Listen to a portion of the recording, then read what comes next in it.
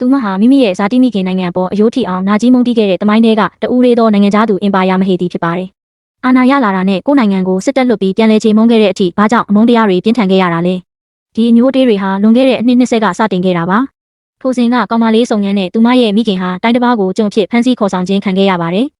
လန်ခီမှာနှိမ့်ဆက်ခံနေရတဲ့သူတို့ကိုတနာတက်တဲ့အိရှိဆန်မင်းသားကတိတ်တဆိတ်ကဲထုတ်ပေးခဲ့ပေမဲ့မကြခင်မှာပဲစစ်သားတွေရဲ့လိုက်လံနှောက်ယှက်မှုကိုခံခဲ့ရပါတယ်။မိခင်ဖြစ်သူဟာသမီးကိုဘေးအန္တရာယ်ကနေမိမိခန္ဓာကိုယ်နဲ့ကာကွယ်ပေးရင်းတေဂာနီးမှာလက်စွပ်တကွင်းပေးအပ်ခဲ့ပါတယ်။ပြီးတော့ဒီလက်စွပ်နဲ့တူညီတဲ့လက်စွပ်ရှိတဲ့ဖခင်ရင်းကိုတွားရှာဖို့မှာကြားရင်လူလောကကိုနှုတ်ဆက်သွားခဲ့ပါတယ်။မိခင်ကွယ်လွန်ပြီးနောက်စုံညမ်းဟာဝန်နိုင်ငံစစ်သားတွေရဲ့အဖမ်းခံရမယ့်ဘေးကနေရှန်ရန်မင်းကြီးကြောင့်လွတ်မြောက်ခဲ့ပါတယ်။ဒါပေမဲ့ကံကြမ္မာရဲ့ပြက်လုံးတစ်ခုကမိခင်ကိုဒုက္ခပေးခဲ့တဲ့တရားခံဟာရှန်ရန်မင်းကြီးနဲ့တဖွဲ့တည်းဖြစ်နေတာကိုသူမသိသွားခဲ့တာပါပဲ။တရားမျှတမှုပြန်ရှာဖို့အတွက်စုံညမ်းဟာအမျိုးသားဝတ်စုံကိုဝတ်ဆင်ပြီးရန်သူထံမှာပဲဒူးထောက်ခိုလုံခဲ့ပါတယ်။73နှလုံးလုံးနာကျင်မှုတွေကိုမျိုးသိပ်ရင်ပြိုင်ဘက်ကင်းနဲ့ညပြစ်သမားတအူးဖြစ်လာအောင်စ조사ခဲ့ပြီးမင်းကြီးရဲ့အားကိုးရဆုံးလက်ယုံဖြစ်ကြီးပြင်းလာခဲ့ပါတယ်။ရှန်ရန်မင်းကြီးဟာဘရင်ဖြစ်ချင်တဲ့ရည်မှန်းချက်ရှိနေပြီးအဲ့ဒါကိုအိမ်ရှိဆန်မင်းသားကတိတ်တဆိတ်စုံစမ်းနေခဲ့ပါတယ်။စုံညမ်းဟာမင်းသားစီသူရှိုးအဖြစ်ဆေလွတ်ခံရပေမဲ့နှစ်ဦးသားဟာအမှန်တရားကိုမသိဘဲညီကိုရင်းလိုတန်ရောစင်တွဲမိသွားကြပါတယ်။တရက်မှာတော့နှစ်ဖက်လုံးကသူရှိုးတွေကြောင့်မင်းသားရဲ့အစီအစဉ်ကိုမင်းကြီးကကြိုတင်သိရှိသွားပြီးစုံညမ်းကိုအတုံးချကမင်းသားကို1600ဖယ်ရှားဖို့ကြံစီပါတော့တယ်